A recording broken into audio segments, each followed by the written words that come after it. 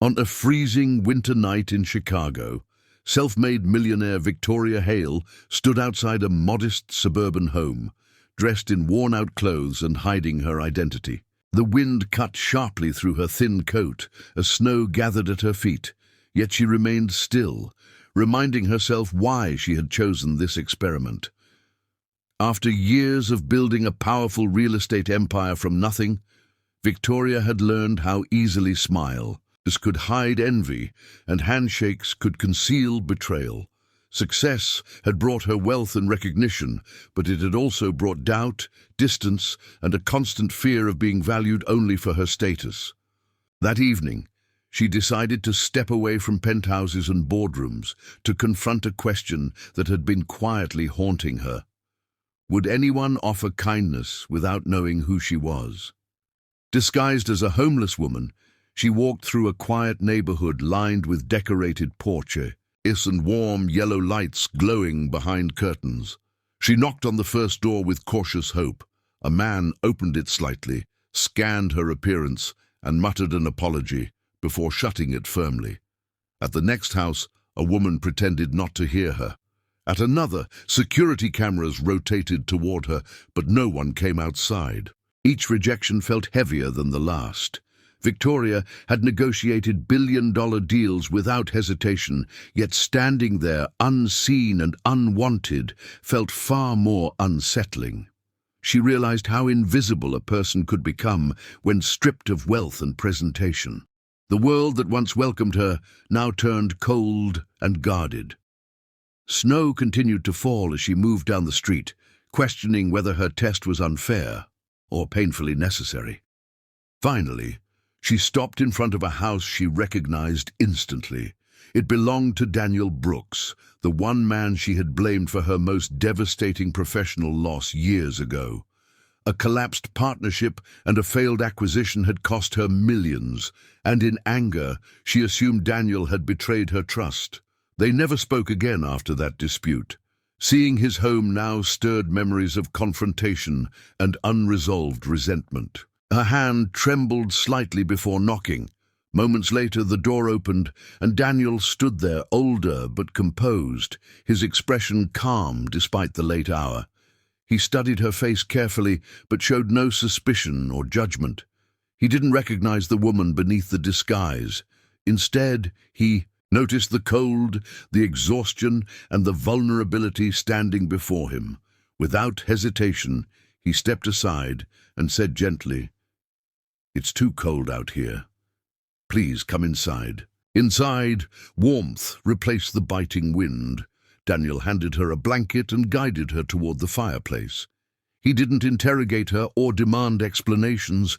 Instead, he offered tea and spoke with quiet empathy, explaining that winter in Chicago could be dangerous for anyone without shelter. Victoria listened in silence, struck by the sincerity in his voice. There was no performance, no audience, just genuine concern. As she sat there watching the fire reflect against framed photographs on his walls, she felt something shift within her. The man she once viewed as an enemy had opened his door when no one else would. In that simple act of compassion, Victoria began to question not only her judgment of Daniel, but also her understanding of trust, pride, and what true character really looked like.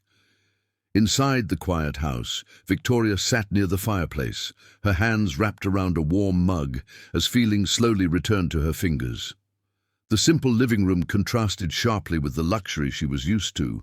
No marble floors or crystal chandeliers, just comfortable furniture and family photographs arranged with care. Daniel moved naturally through the kitchen, preparing a small plate of food without asking unnecessary questions. His calm presence unsettled her more than rejection had. She had expected suspicion, maybe even indifference, but not this steady kindness offered without hesitation or expectation of anything in return. Daniel finally took a seat across from her, keeping a respectful distance while making sure she felt safe. He spoke gently about the winter shelters downtown and how he volunteered there during severe weather. He mentioned that too many people ignored suffering because it made them uncomfortable. "It doesn't take much to help," he said quietly. "Sometimes it's just opening a door." His words carried weight, not because they were dramatic, but because they were sincere. Victoria studied his face, searching for arrogance or hidden motives.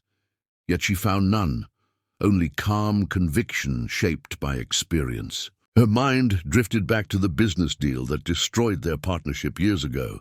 She had been ambitious, aggressive, and determined to secure control at any cost. When the acquisition failed, rumors spread quickly. Advisors whispered that Daniel had withheld critical information. In her anger, she never confronted him directly. She simply cut him off and labeled him disloyal. Sitting there now, watching him offer generosity to someone he believed was a stranger, her certainty began to crack. Doubt crept in where resentment had lived for years, forcing her to reconsider the story she had told herself. Victoria's voice trembled slightly as she asked why he cared so much about strangers.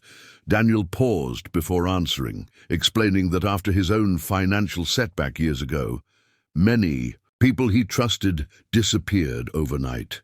During that difficult season, a neighbor had helped him quietly without publicity or gain. That moment reshaped his values. Success, he said, meant little if it hardened the heart. His response struck her deeply because the timeline matched the very period she believed he had betrayed her. A realization slowly formed that perhaps both of them had suffered from the same failed venture. Silence filled the room, heavy yet honest. Victoria understood that revealing her identity would change everything. The disguise suddenly felt childish compared to the sincerity unfolding before her. Carefully, she removed her hat and wiped away the smudged makeup that altered her appearance. Daniel watched with confusion as recognition slowly replaced uncertainty in his Yes. He stood abruptly, shocked but not angry. She spoke before he could react, admitting who she was and apologizing for judging him without listening to his side of the story. Daniel exhaled slowly, processing the revelation. Instead of resentment, there was a trace of sadness in his expression. He explained that he had tried to reach her years ago, hoping to clarify misunderstandings, but she had refused every meeting request. Pride and assumption had built a wall between them. Now, in the simplest way possible, that wall had cracked. What began as a test of strangers had unexpectedly become a confrontation with her own past decisions. In that modest Chicago home, Victoria realized true wealth was measured not in properties owned, but in doors willingly opened.